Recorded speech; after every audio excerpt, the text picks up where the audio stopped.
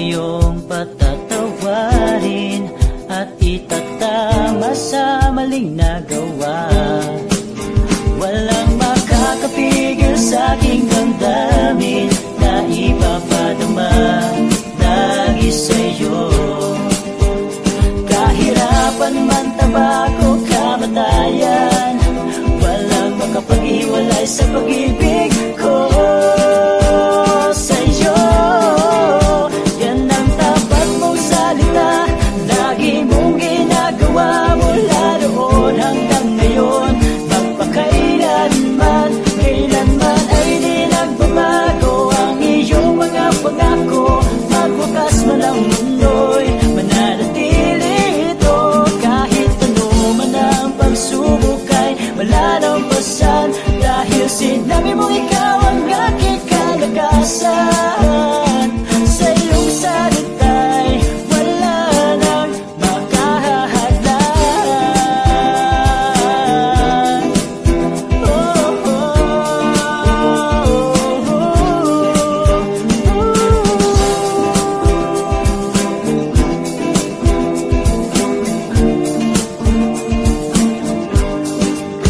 yan ang tapat mo salita, lagi mong ginagawa mula noon hanggang ngayon. Magpakailanman, kailanman ay di nagbabago ang iyong mga pangako.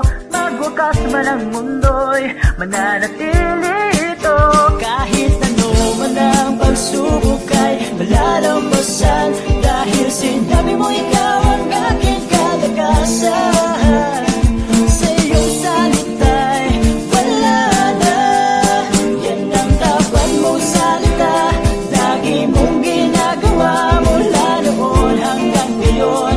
Magpakailanman, kailanman ay di nagbabago ang iyong mga pangako. Magwakas man ang mundo'y mananatili ito. Kahit ano man ang pagsubok ay malalampasan, dahil sinabi mo ikaw ang aking kalakasan.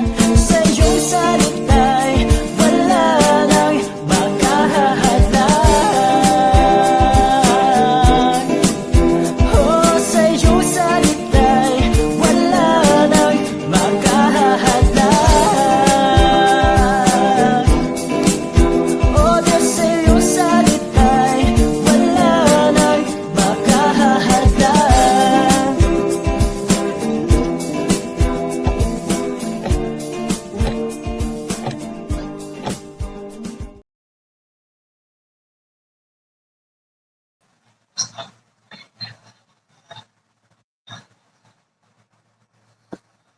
Isang mapagpalang gabi po sa bawat isa sa atin. Welcome po ulit sa ating Journey in the Word. Tayo po ay ikasampung gabi na po ng ating paglalakbay at pag-aaral ng salita ng Panginoon. At maraming salamat po sa bawat mga tao na sumusuporta at lagi naka-tune in po sa ating Journey of the Word. Alam ko po ang bawat isa ay nauuhaw at lahat po tayo ay nagnanais na matuto at na mag-aral ang salita ng Panginoon, at hindi lang natin ito pag-aralan kundi ang tayo pong lahat na naka-tune in ngayon ay nagnanais din na itong mga salita ng Diyos ay isa buhay natin. So maraming salamat po ulit. Tayo na pong lahat ay magsimula. Pero bago po yan, bago po tayo magsimula, meron po tayong inihanda na pang warm up or pakulo. Ayan, sa ating magsisimula. So, para mas maging lively po ang ating usapan, ang ating live po sa oras po na to, meron po tayong games. Ito po yung ating instructions or ating mechanics. Sabi po dito, please comment a selfie proof below that you are currently tuning in to our live right now. First, comment your selfie while you are tuning in live. Ayun po, magsa-selfie lang po kayo na patunay or proof na tayo po ngayon ay naka-tune in, na tayo po ay naka-log in at nakikiisa sa ating Journey in the Word. Pangalawa po, sa comment po natin, bago natin isend, type po natin, day 10, hashtag, Bible, hashtag, matibay na sandigan, at highlights at followers. Ayan po, sana po nakuha po natin yung instructions po, no? At ito po, syempre po, kung ito ay pakulo natin at game, so meron po yung mananalo. pagdating ng after ng ating pag-aaral ng salita ng Diyos. So, reminders lang po sa lahat ng mag-send ng mga comment, ng pictures. So, siyempre iwasan po natin yung mga inappropriate words or inappropriate selfies, mga pictures. Ayan po, so maging aware din po tayo kung alam naman po natin yun, di ba, yung mga inappropriate words and pictures natin. So, iwasan na lang po natin yon. At ito pa po yung isang instruction. So, bawat tao po na naka-tune in ngayon, meron lang po kayong 3 beses na pwedeng isend ng paulit-ulit ang inyong mga selfies and comments. Bakit 3 beses? Kasi po, ang mananalo po natin dito, ang mananalo po ngayon ay ang ating 40th person na magse-selfie at magko-comment at magse-send sa atin ngayong gabi. So dapat po be sure yung pang 48 na yon ay nakasunod po siya ng malinaw at maayos sa ating instructions. Kung hindi po ma-forfeit po ang inyong pagkapanalo at isilipat natin sa susunod na person po. Okay po, sana po ito ay naging malinaw sa atin. So simula na po tayo. Ayan, sige po. Ito pong i-share ko po sa inyo. Binigyan ko po siya ng title na Matibay na Sandigan. Ito pong i-share ko sa inyo, isa po itong inspired talaga na kanta na habang pinapakinggan ko po ito, habang nagde-devotion, ay talagang niremind po sa akin ng Panginoon yung kanyang pangako, niremind sa akin ng Panginoon na magtiwala sa Kanya, na He's in control. Diba? Sa lahat ng mga pinagdadaanan ko, sa lahat ng mga iniisip ko, sa lahat ng mga nararanasan ko. Dahil po sa kanta na yon ay talaga ni-remind sa akin ng Panginoon kung gaano siya kabuti at kung gaano maaasahan ang kanyang mga pangako. Na ang kanyang salita ay isa talagang hindi lang isang book, kundi isang matibay talaga na sandigan at matibay na pundasyon sa ating mga buhay. So nagpapasalamat po talaga ako sa awitin na to na naging blessing po sa akin. At sana rin po sa mga makikinig po ngayon ay maging blessing din po ito sa bawat isa sa inyo. Ayan po. So tulad po na makikita natin dito sa picture ng ating title na Matibay na Sandigan, Bricks. Ayan po, no. Natutuwa lang po ako dyan kasi pag nakakita ako ng mga kalsadang bricks, simbahan na bricks, mga building na bricks, mga bahay na bricks, kung titingnan ko siya, no, talagang ilang taon na, minsan ilang taon na nagdaan, pero talagang kung titingnan mo, yung mga kalsada na yan, buo pa rin, yung mga building na yan ay nandyan pa rin, matibay pa rin na nakatayo. Alam niyo po yun, na nare-remind ako na ganoon din pala, no, ganoon din yung salita ng Panginoon sa atin. Para siyang kung compare sa salita ng Diyos, yung mga pangako ng Panginoon, talaga pong para siyang bricks na kahit dati wala pang mga engineers, wala pang mga semento, di ba? Pero makikita natin hanggang ngayon, ilang taon na nakaraan, ang nagdaan, pero talagang maganda pa rin at maganda pa rin ang pagkakagawa at nakikita pa rin natin ngayon. So, niremind ako ng Panginoon na ganoon din yung pangako ng Panginoon. Kahit ilang daan man taon ang dumaan, ang pangako ng Panginoon at yun pa rin. Amen po ba yun? Ang pangako ng totoo ay totoo at maaasahan talaga. Anumang sitwasyon, anumang panahon na dumating sa atin. Natutuwa din po ako noon, mayroon ako napanood sa Facebook. Nakita ko doon niya sa ibang bansa, nagtatayo sila ng bahay. Tapos, doon sa foundation mismo ng bahay, di ba 4 po yun na ang tawag dito. Yung foundation mismo, bawat foundation ay may nakalagay na Bible. Hindi lalagyan nila ng Bible yung bawat foundation. Tapos sinisemento, tapos binabaon. Ako po ay hindi against doon. Natutuwa nga po ako doon kasi, pagpapahayag ng pananampalataya nila na ang pundasyon ng kanilang tahanan ay yung pundasyon na nanggagaling sa salita ng Diyos. Pero po, para sa akin, personally po, hindi po kasi ganun yung kung paano natin gamitin ng Bible. Ang Bible po, pag tatayo tayo ng bahay, hindi siya pampatibay ng pundasyon. Amen po ba yan? Pero hindi po ako against doon kasi act of faith po nila yan.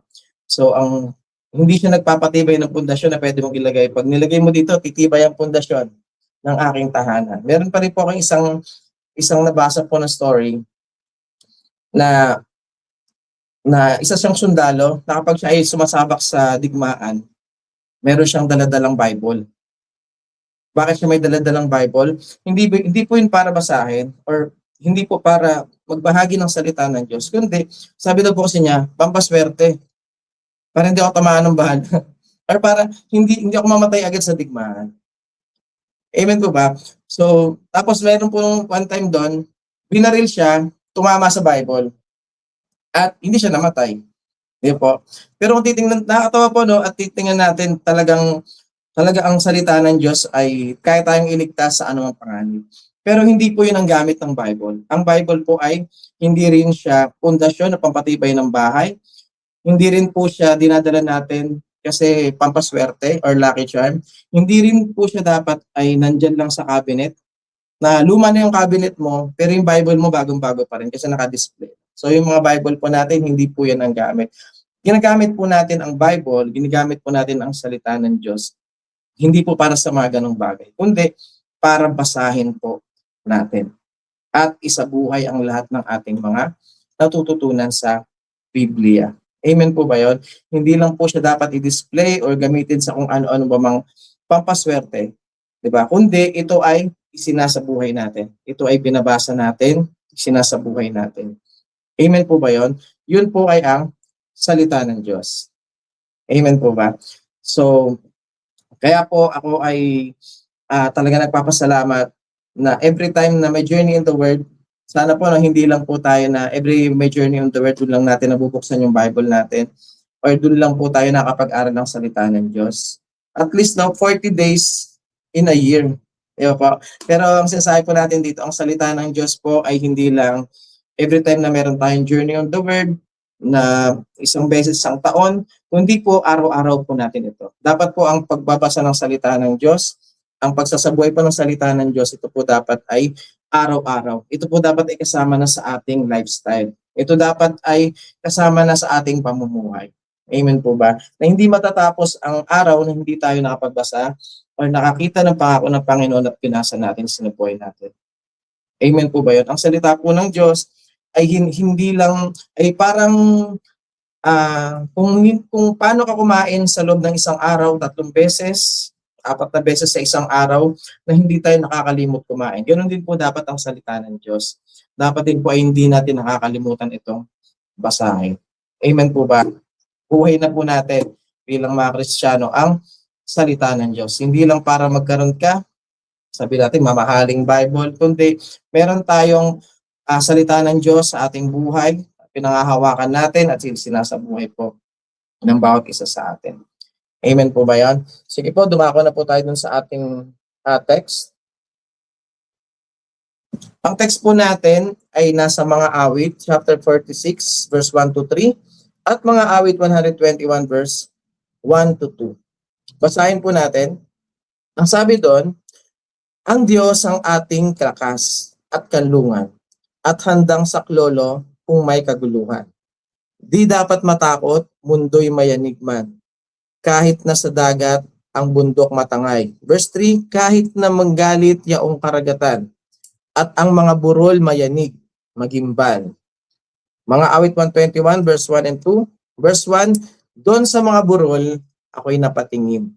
Saklolo sa akin, saan manggagaling. Verse 2, ang hangad kong tulong kay Yahweh magmumula sa Diyos na lumikha ng langit at lupa. Tayo pong lahat sumandaling yung mukha at manalangin. Panginoon, maraming salamat sa pagkakabasa ng iyong salita. Pagpalain mo nawa, Lord, yung salita mo, Panginoon, at ng lahat ng mga tagapakinig, Lord, sa oras na to, Panginoon, lahat ng mga pusong bukas at pusong pandinig na bukas at buhay na bukas, Lord, sa iyong salita, Panginoon, ay tulungan mo, Lord, na magkaroon ng pangunawa, ay matanggap namin ang salita mo as a correction, Lord, as an encouragement, Panginoon. Lord, tulungan mo kami na ang salita mo ang makita, ang mabasa, ang mamuhay sa amin sa pag-aaral ito. Samahan mo po kami, Panginoon. Maraming salamat po sa pangalan ni Jesus. Amen. Amen po, no? tunay nga po no, nasa buhay natin na marami tayong talagang pinagdadaanan sa buhay. Ang totoong normal po ay talagang may mga pagsubok sa buhay. Ang sabi nga sa narinig ko nun ang kapag ikaw daw ay walang problema, ikaw po ay abnormal. Naniniwala po ba tayo doon? Kasi po tayo pong lahat ng mga tao habang tayo nabubuhay ay meron po tayong problema. So kapag wala na po tayong problema, tayo po ay kasama na ng Panginoon. Amen po ba yun? So, ang sinasabi ko po dito, lahat po tayo ay pinagdadaanan, anumang sitwasyon natin, anuman ang pasanin, anumang suliranin natin sa buhay, lahat po tayo, iba-iba man ang pasanin, iba-iba man ang ating mga worries. Isa lang po ang sinasabi ng salita ng Diyos, ang kanyang mga pangako at ang Panginoong Hesus siya po ang ating matibay na sandigan. Amen po ba?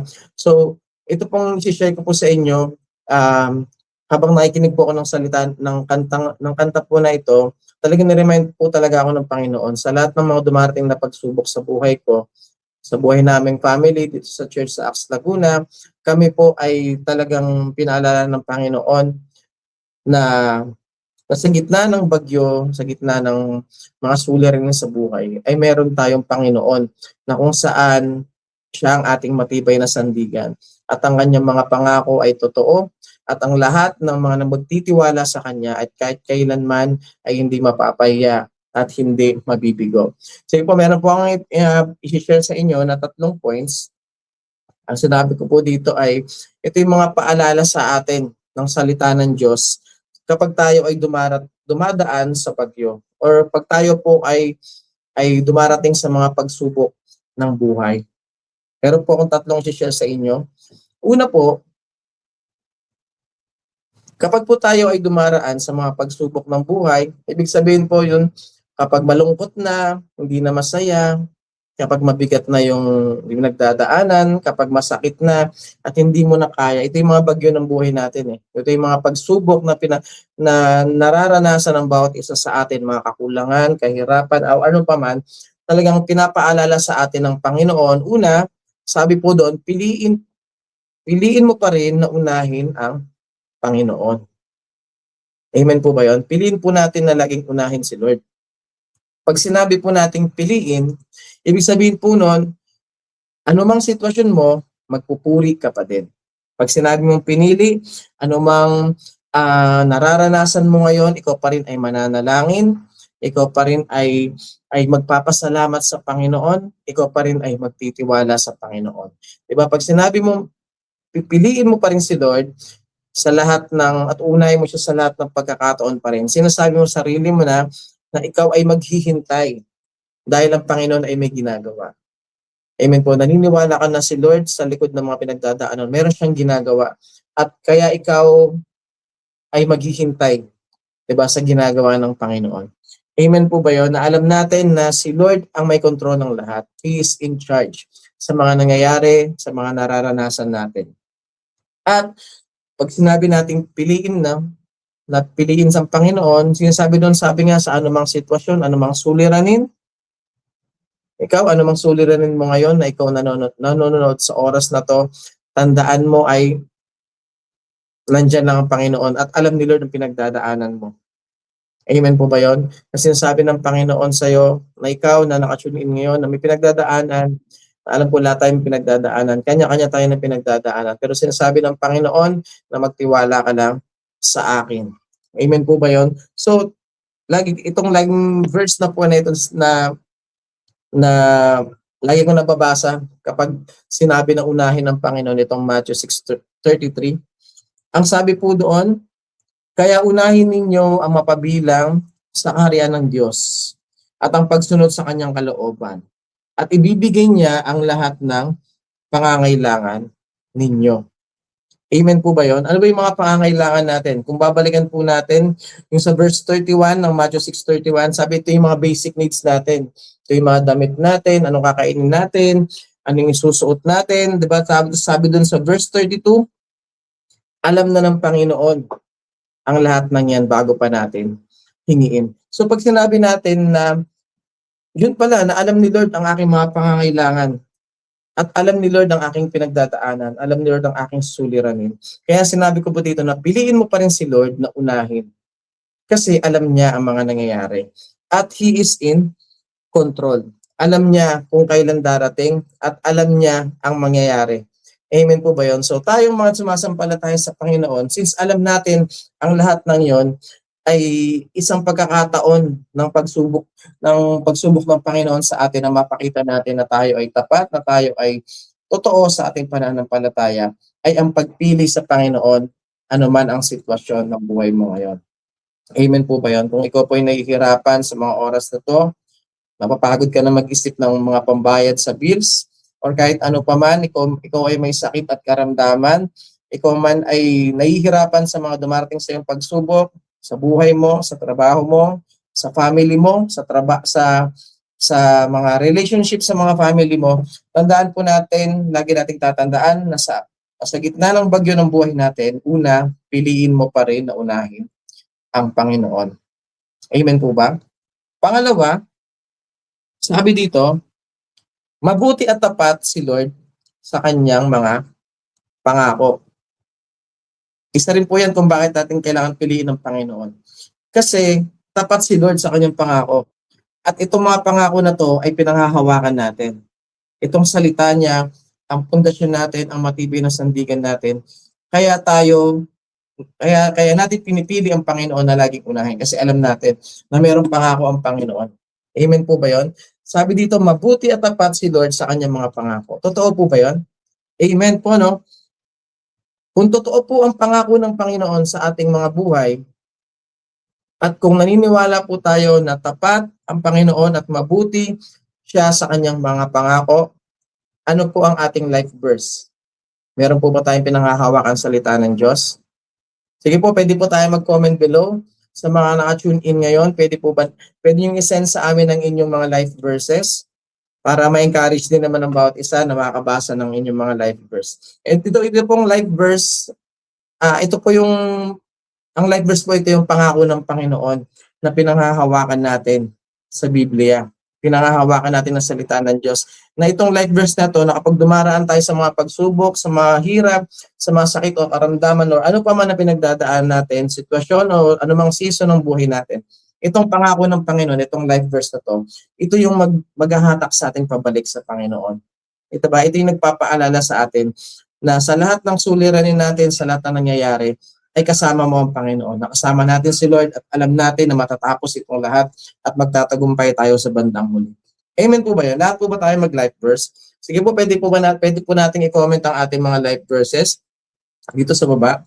Alam niyo po ba, nag-research po ako noon at nakita ko doon kung ilan ang mga life verses sa Bible, kung ilan ang pangako ng mga Panginoon, yung promises of God dito sa salita ng Diyos. Nag-research po ako at sabi dun sa Google, wala talaga siyang exact.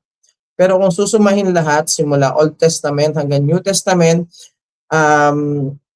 sabi daw po dun ay nasa 7,000 to 8,000 plus ang mga pangako ng Panginoon. Imagine nyo ganun karami pala ang pangako ng Panginoon o mga pinangako ng Panginoon sa mga nagmamahal sa Kanya. Amen po ba yun? Kaya siguraduhin po natin na tayo na mga Kristiyano, tayong mga lumalapit sa Panginoon, tayo mga nagtitiwala sa Panginoon, siguraduhin po natin na magkaroon tayo ng pangako ng Panginoon na pinanghahawakan. Amen po, no? Sana po tayo lahat ay meron pangako ng Panginoon na pinanghahawakan. At kung ikaw, itong mga naka-tune in, mga nakikinig, kung ikaw sa sarili mo ay wala kang pangako ng Panginoon na pinanghahawakan, dapat po ay magkaroon ka na. Amen po ba, no? Kasi sa 7,000 to 8,000 plus na pangako ng Panginoon, imposibleng hindi ka makakuha ng isa o hindi mangusap sa iyo ang Panginoon, hindi ka kausapin ng Panginoon, ibigay sa iyo yung pangako niya na ito, na panghahawakan mo, na sa gitna ng pagsubok o sa gitna man ng bagyo na dumating sa iyo, ito yung magpapaalala sa iyo na naging mabuti ang Panginoon sa iyo at hindi ka niya iiwan at hindi ka niya pababayaan. Amen po ba yun? So, kaya tayong lahat po, be sure po, sana po bago matapos ang araw na to, bago tayo matulog sa gabi, no, meron na tayong pangako ng Panginoon na panghahawakan. Hindi mo lang panghahawakan yon, hindi mo lang babasahin, hindi lang na-inspire ka lang. Bagkus kung ito talaga yung nangusap sa iyo ang pangako ng Panginoon, kabisaduhin mo po yun. At hindi mo lang kakabisaduhin sa isip, kundi ito po ay makita sa iyong buhay. Amen po ba? Hindi lang po natin yan dapat kinakabisado, kundi isinasabuhay po natin. At kinakapitan po natin yan, pangahawakan po natin habang tayo ay nabubuhay. Kaya po yung tinawag na life verse. Amen po ba yun? Kaya kung totoo po sa inyo, mga naka-tune in sa mga tagapakinig natin, kung totoo sa inyo na tapat at mabuti at mapagkakatiwalaan at totoo ang salita ng Diyos, ikaw po ay magkaroon ng pangako ng Panginoon na panghahawakan mo. Amen po ba yun? Like kung naririnig kay Pastor Florence dati, one word from God can change your life forever. Amen po ba yun? Isang salita lang ng Diyos ang panghawakan mo. Diba? Magbabago po ang ating mga buhay. Amen po, naniniwala po ba tayo doon? You can type amen po sa ating mga naka-tune in sa gabi po na to. Ako po personally, meron din po akong life verse. Gusto ko i-share sa inyo. Marami sa mga kapatiran natin ang may katulad ng life verse na to, Jeremiah 29:11. Pero simula po dati kasi nung bata po ako, nung bago pa lang ako nakilala sa Panginoon at nagbabasa ako ng Biblia, talaga po itong pangako po ng Panginoon talagang at sinabi niya to kay Prophet Jeremiah, ito talagang pangako na to ay nangusap po talaga sa akin. Ang sabi po doon, no, sa English, "For I know the plans I have for you, declares the Lord. Plans to prosper you and not to harm you. Plans to give you hope and a future." Sabi dun sa Tagalog, sapagkat batid kong lubos ang mga plano ko sa iyo. Amen po, no? Talagang sinasabi ng Panginoon dito na alam ko ang plano ko sa iyo. Kaya chillax ka lang. Di ba? Kalma ka lang. Ako to. Amen po ba yun? Sabi ni Lord dito, mga planong hindi ninyo ikakasama, kundi para sa inyong ikabubuti. Amen po ba? Alam ni Lord yung plano niya at ang plano niya ay hindi para tayo ay mapasama or mapalayo sa Kanya, kundi ang mga plano ng Panginoon ay para sa ating ikabubuti. Ang sabi pa dito, ito is mga planong magdudulot sa iyo ng kinabukasang punong-puno ng pag-asa. Amen po, no? So kung meron tayong pangako na panghahawakan, dapat po ito yung pangako ng Panginoon. At makakakuha tayo, paano na tayo mapanghahawakan ng pangako ng Panginoon sa pagbabasa po natin ng ating mga Biblia sa pamamagitan po ng salita ng Diyos. Amen po ba? No? Kaya napaka-importante po na nagbabasa po tayo ng salita ng Diyos. Kasi dito po nangungusap sa atin ng Panginoon. Talagang ito pong Biblia, ito po talaga ay guide natin dito sa mundo. Habang tayo nabubuhay, laging may sagot ang Biblia sa atin. Sa anumang sitwasyon mo, masaya ka man, malungkot, tagumpay ka man o bigo, di ba? Ikaw man ay nagmamahal, ikaw man ay nagagalit, anumang sitwasyon, anumang panahon ng buhay mo, laging may sagot ang Biblia, ang salita ng Diyos. Amen po ba yun? So kaya po dapat po lagi po tayong nagbabasa ng Bible po. Huwag po nating itago at higit sa lahat, huwag lang po nating gawing pampaswerte. Totoo naman po siguro swerte yung Bible, ano? Pero magiging swerte talaga ito sa iyo kung maniniwala ka sa swerte pag ito po ay binasa mo at sinabuhay mo. Amen po ba yun? Hindi lang swerte. Kasi ang swerte kasi may may kasamang may kasamang hindi kasiguraduhan eh. Pag sinabi kasing swerte, lucky lang. Parang, swerte ka lang talaga. Pero ang salita ng Diyos po ay garantisado. Amen po ba yun? Ang lahat ng mga nagtiwala sa Panginoon, kahit kailan, hindi sila swerte, kundi sila ay pinagpala. Amen po ba yun? Kahit pinagpala po, kung kayo po ay pinagpala ng Panginoon. Amen po ba? Sabi pa po dito,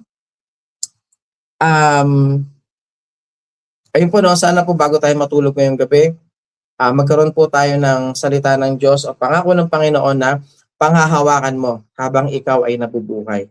At habang patuloy ka nagtitiwala sa Kanya, i-remind na sa iyo ng Panginoon yung mga pangako niya.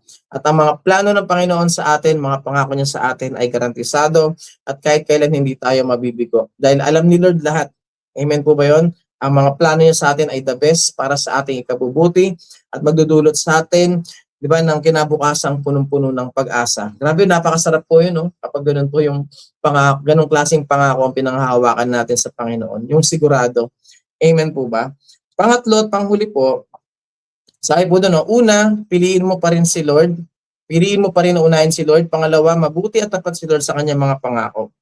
Pangatlo, sa gitna ng bagyo, sabi po doon, nakahanda at nais ni Lord na tulungan ka. Amen po ba yun? Totoo naman po, sa pinagdadaanan natin, hindi po natutulog ang Panginoon. Hindi po nagbibingi-bingihan ng Panginoon. Sabi ko kanina, alam ni Lord ang lahat ng nangyayari. Kaya nga sabi ko nung una, piliin mo pa rin siya at magtiwala ka sa Kanya. Pangalawa, totoo at tapat ang Panginoon sa Kanyang mga pangako. At pangatlo, siya ay nakahanda at nais ni Lord na tulungan ka. Ano mang suliranin mo sa mga panahon na to, may nagdadaanan mo, ano mang mga iniisip mo na bumabagabag sa'yo na nakakaapekto na sa pananampalataya mo, sabi dito ng Panginoon, nakahanda siya at nais ni Lord na tulungan ka. Amen po ba yon? Gusto ni Lord, mahal ka niya. Ang tanong po niyan, tayo ba gusto po ba natin? Patulungan po tayo ng Panginoon? Type amen. Amen po ba? Kung gusto ni Lord kasi natulungan niya tayo. Nakahanda po lagi si Lord. 'Di ba? Nahandang tumulong. 'Di ba sabi nga sa verse natin kanina? 'Di ba ang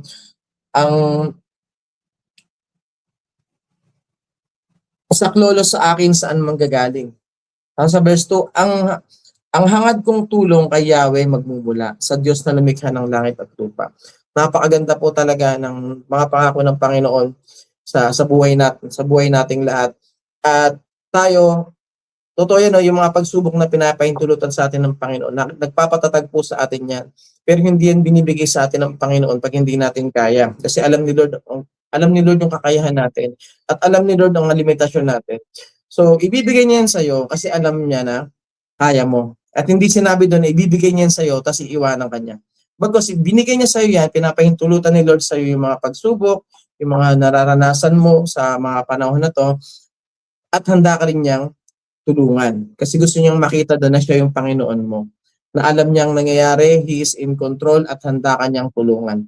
Ang tanong lang ba ay kung gusto natin. Di ba? Naalala ko tuloy nun yung nagbabasa ako ng New Testament. Pag lagi doon tinatanong ni Jesus, doon sa mga tao, naniniwala ka ba na kaya kitang pagalingin? Diba? Sumasampalataya ka ba na magagaling ka? Sinasabi lagi ng mga tao, ano sinasabi ng mga tao?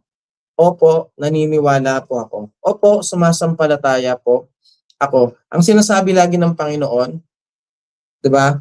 Mangyari nawa ayon sa iyong pananampalataya. Amen po ba yon?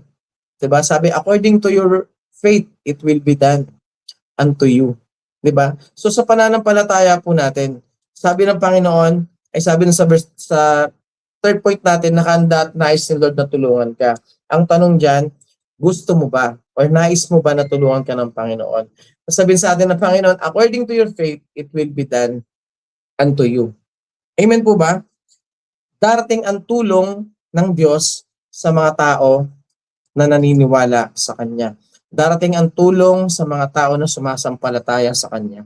Sa mga di nag-aalinlangan sa Kanya, sa mga taong nag-surrender at nagbigay ng buhay sa Kanya. Amen po ba yun? Alam niyo ba yung surrender na buhay? Yung sasabihin mo sa Panginoon na, Lord, hindi ko to kaya mag-isa. Na kahit siguro ikaw ay matalino, ikaw ay magaling, ikaw ay successful na tao, di ba? Na wala kang binoproblemang mga bills o kahit ano paman. Pero pagdating doon sa pananampalataya mo, sinasabi mo sa sarili mo, Lord, hindi ko to kaya pag wala. Di ba po? Amen po ba yun? Dapat kasama lagi ang Panginoon. Kasi dumarating ang tulong sa mga tao na hindi nag-aalinlangan.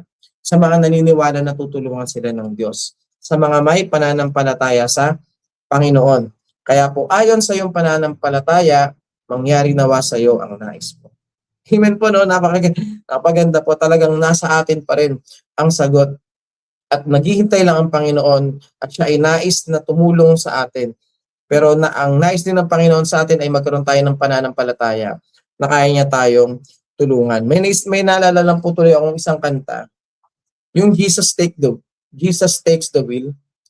Itong kanta po na to, note natin, sinesearch ko to noon nakita ko doon, hindi lang po pala basta-basta kanta ito. Yung kanta na Jesus takes the wheel, take it from my hand, save me from this road I'm on. I let it go. So give me one more chance. Ayun. Jesus takes the wheel. Alam niyo po ba yung kanta na ito? Naalala ko noon, ang meron palang background story tong kanta na ito, na na mayroong isang babae na nagmamaneho siya ng sasakyan niya. Hindi ko alam kung anong klaseng sasakyan, basta mabilis ang takbo niya ng sasakyan at napansin niya na nawala ng preno ang kanyang sasakyan. So ngayon, sa sobrang hindi niya alam kung anong gagawin niya, nataranta na siya, hanggang sa dumating ng point na sabi niya sa buhay niya, Lord, kunin mo yung manibela. Lord, kunin mo yung yung manibela sa akin. Lord, ikaw ang mag-drive. Lord, ikaw Lord ang kumilos. Ikaw Panginoon ang mag-ingat sa akin. Lord, ikaw ang bahala kasi hindi ko alam yung gagawin ko. Amen po ba 'yon? At hindi namatay yung babae na 'yon. Kasi kung namatay siya, hindi siya nakapagsulat ng kanta. Amen po ba 'yon? So nabuhay yung babae, kaya ito yung napakagandang mensahe ng Panginoon ay ng testimony ng babaeng 'yon kung paano siya iniligtas ng Panginoon. Nakakatuwa po 'no, talagang hindi hindi nagdadalawang isip ang Panginoon na tumulong at ang tulong ng Panginoon ay handang dumating dun nga po sa mga tao na nagtitiwala sa Kanya, dun sa mga tao na hinahanap talaga siya ng buong puso at willing na sumuko at mag-surrender ng buhay niya sa Panginoon. Amen po ba 'yon? 'Di ba, yung nasa point tayo ng imagine mo na ikaw surrender ka sa Panginoon, sinasabi mo sa sarili mo, "Lord, hindi ko kaya, hindi wala akong kayang gawin Lord, hindi ko 'to kayang gawin 'pag hindi kita kasama. Lord, ano mang gawin ko, ano mang trabaho ang piliin ko Panginoon, samahan mo po ako. Kasi Lord, hindi ko 'to kaya 'pag wala ka." Amen po ba 'yon? Lord, sa ministry ko Lord, ano mang gawain na meron ako, samahan mo ako Panginoon. Kasi Lord, hindi magtatagumpay lahat ng gagawin ko kung hindi kita kasama. Amen po ba 'yon? Kaya piliin po lagi natin na magkaroon tayo ng pananampalataya na samahan tayo ng Panginoon sa lahat ng pagkakataon ng buhay natin, especially sa mga pinagdadaanan natin. Gusto po ng Panginoon na samahan natin siya. Pero nais niya po na tayo ay magkaroon ng paniniwala sa Kanya at magkaroon tayo ng pananampalataya po sa Kanya.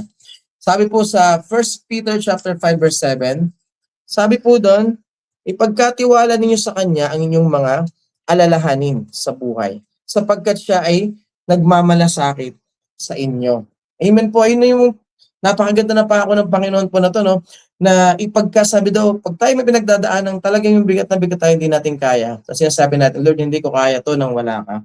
Sabi doon ng Panginoon, ipagkatiwala ninyo sa Kanya ang lahat ng inyong mga suliranin. Ang mga suliranin, ito yung mga pinagdadaanan natin, no? Kabalisahan, ito yung mga nagwo-worry. Talagang pag naiisip natin to, Lord, bahala ka na talaga, hindi ko na alam ang gagawin ko dito. Di ba? Sabi dito, dahil si Lord ay nagmamalasakit sa atin. Nakahanda siya at nais niya na tulungan ka. Amen po ba yun? Ganun po tayo kamahal ng Diyos, mga mga kapatid ko sa pananampalataya, mga naka-tune in ngayon. Ganun po tayo kamahal ng Panginoon. Nais siya lang po tayo na magtiwala sa Kanya. So, pag tayo po lumapit sa Panginoon, talagang magpakumbaba tayo sa harapan niya, no? Yung tanggalin natin lahat ng yabang, lahat ng pagmamataas na meron tayo dahil galit ang Panginoon sa mga tao, mga mayayabang, mga mapagmataas. Pero pag tayo po ay dumarating sa pagsubok at talagang naging humble tayo, inagsakwis natin sarili natin sa paanan ng Panginoon, Lord, tulungan mo ako, Lord, di ko to kaya. Diba? Lord, ikaw talaga, Panginoon, ang kaya lang na tumulong sa akin, Panginoon.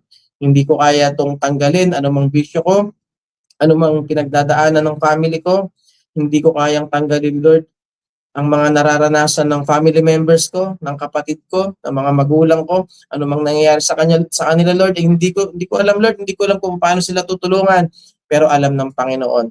'Di ba? Nais lang ni Lord na ipagkatiwala mo sa kanya ang lahat ng iyong mga suliranin, ang lahat ng iyong mga pagpapagal dahil nagmamalasakit sa iyo ang Panginoon. Amen po ba 'yon? Nagmamalasakit po sa atin ng Panginoon. Kaya pag po tayong mawawalan ng pag-asa, tayo pong mga tao na nai-stress, tayo pong laging umiiyak sa panalangin, nababatid po ni Lord lahat ng mga nararanasan natin at lahat ng luha na pumapatak sa mga mata natin ay bilang ng Panginoon. Alam niya lahat yung mga sakit na naramdaman mo, yung mga suliranin mo, yung mga sakripisyo mo, hindi lang sa Panginoon, sa kaibigan mo, sa family mo, sa lahat na mga meron ka man ay nalalaman niya ng Panginoon.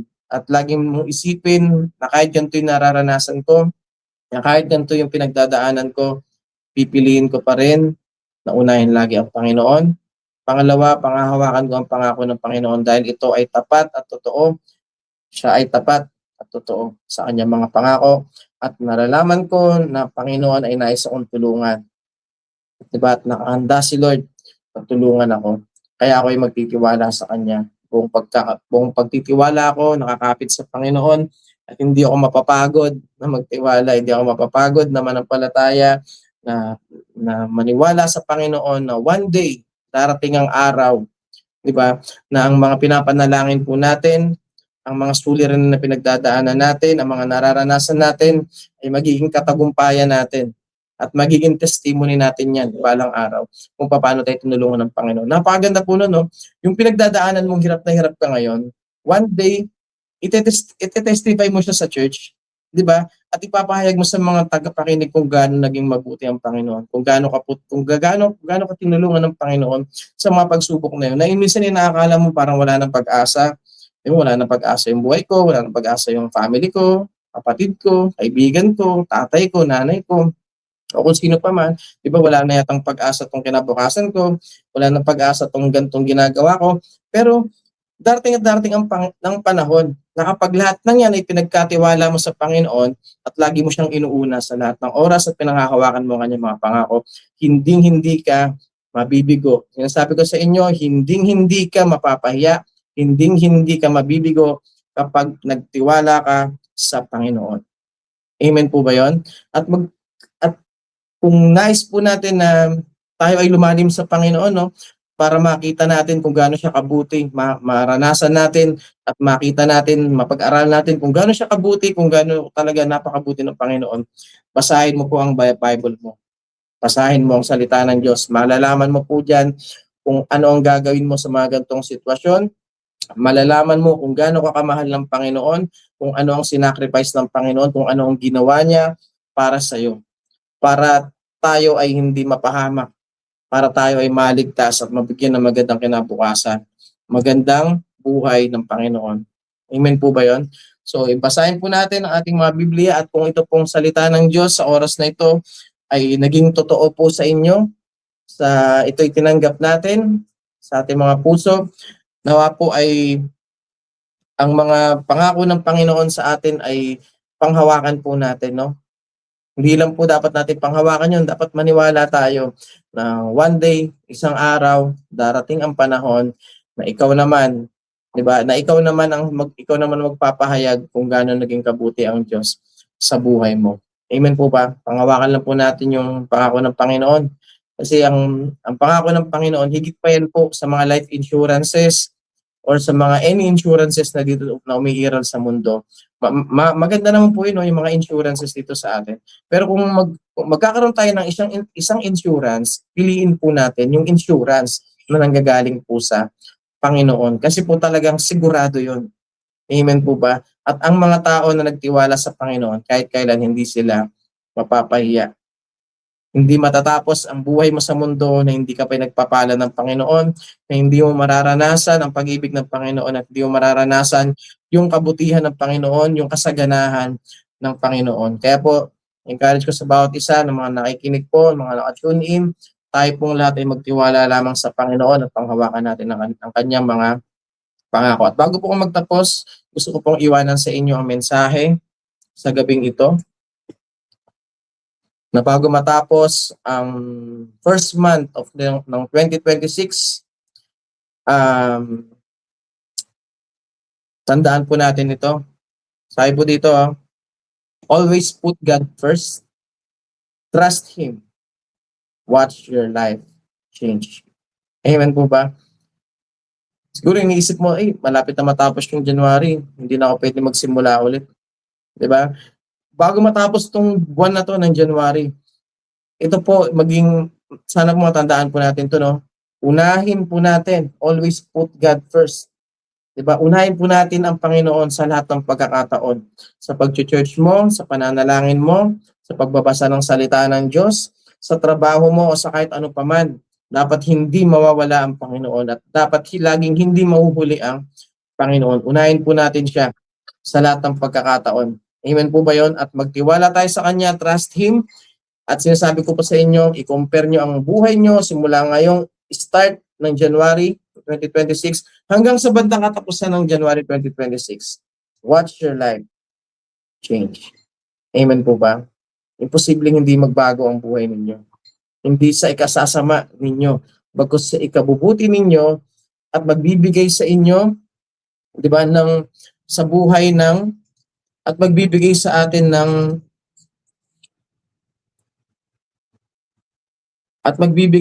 atin ng kinabukasan na punong-puno ng pag-asa. Sarap po no? Yung kinabukasang punong-puno ng pag-asa. Amen po ba? Yung kinabukasan na punong-puno ng pag-asa, yung may kasiguraduhan ka na may pag-asa ka, kahit masakit, kahit mahirap, pero may pag-asa ka. Diba? Sa araw-araw na ginagawa ng Panginoon. Yun po yung naisin natin dapat natin, no, tayo habang ay nabubuhay sa mundong ito. Magkaroon tayo ng insurance, magkaroon tayo ng kasiguraduhan ng ating buhay sa Panginoon. Amen po ba yun? So, panghawakan natin ang pangako ng Panginoon. Unahin natin siya sa lahat ng pagkakataon. Ang kanyang mga pangako ay totoo at mapagkakatiwalaan. Kaya panghawakan po natin siya. Tandaan po natin, ano man pinagdadaanan mo ngayon, nais kang tulungan ng Panginoon. Ikaw lang ay magtiwala sa Kanya at magsuko ng buhay sa Kanya. Handa siyang tumulong sa lahat ng mga tao na humingi ng tulong sa Kanya at sa darating ang tulong ng Diyos sa mga tao na nagtitiwala sa Kanya. Amen po ba yun? Sige po, no? Maraming salamat po minsan pa sa ating pakikinig sa salita ng Diyos at talagang sa mga nahamon po sa gabi na to. Tayo pong lahat ay manalangin sa Panginoon. Let's pray, Lord. Maraming salamat po sa gabi na to, Panginoon, sa iyong mga salita na amin napakinggan, sa pagpapaalala, Panginoon, ng iyong mga pangako at sa mga ginagawa mo, Panginoon, sa aming mga buhay. Maraming salamat, Lord, sa pagpapaalala sa amin, Panginoon, na hindi kami kailangan mangamba, hindi kami kailangan matakot, Panginoon, na lagi ka naming piliin na unahin sa lahat ng pagkakataon at ang iyong mga pangako ay totoo at tapat at mapagkakatiwalaan sa aming mga buhay, Panginoon. Maraming salamat, Lord, dahil nais mo kaming tulungan, Panginoon, ano man ang aming pinagdadaanan, gaano man kabigat, Panginoon, gaano man kaliit o kalaki ng problema, o ano mang suliranin na pinagdadaanan ng bawat isa, ikaw, Lord, ay nakahanda dahil ikaw ay nagmamalasakit sa amin, Panginoon. Maraming salamat po, Lord, sa mga pangako mo. Ito, Lord God, ay patuloy namin panghahawakan habang kami nabubuhay dito sa mundo, Panginoon. At maraming salamat po sa iyong mga salita, Panginoon, sa iyong salita mo, Panginoon, na binigay mo sa amin, Panginoon. Natutulungan kami na kami, Lord, ay magtiwala, kumapit, Panginoon, at magpatuloy sa buhay, Panginoon, na kasama mo, Lord. Marami pong salamat, Panginoon. Purihin ka. Ikaw, Lord, ang patuloy na maitaas sa amin at patuloy mo kaming samahan sa aming journey in the Word. Simula day 1 hanggang day 40, Panginoon. Ikaw, Panginoon, na maitaas at mahayag, Lord God, sa aming mga puso, sa aming mga buhay. Maraming salamat po sa inyo. Ito po ang aming dalangin sa pangalan ni Jesus. Amen. Amen po. Marami pong salamat po sa pakikinig. Minsan pa po, ako po si Pastor Elmer Badua. Ako po ay pastor ng Ax Laguna at maraming salamat po sa mga nag-tune in, sa mga nakasama namin na mag-aral ng salita ng Diyos sa gabing ito. Maraming salamat po. Ayun po, sige po. Balik po tayo doon sa ating pakulo kung saan ang sabi po natin doon, no, ay magkakaroon po tayo ng mga selfie at magko-comment po tayo. At pagkatapos po, kung sino po ang 40th person na magko-comment at magsa-selfie na nakasunod sa instruction, ay siya po ang magkakamit na tumataginting na brand new 100 pieces. Ayan. Kaya congratulations po, palakpakan po natin si Ate Mildred Magarao. Yeah! Ayan po. Maraming salamat po minsan pa sa ating salamat po sa inyong pag-tune in, sa ating pagsama. Nawa po ay pagpatuloy po tayong makisali, makilahok at sumuporta po sa ating journey in the Word. Pakinggan po natin ang salita ng Diyos at huwag po tayong mapapagod na makinig at sumunod sa ating Panginoon. Maraming salamat po and God bless you. Kailangan nang marinig ang salita. Marami ng banta, malapit na ang pagdating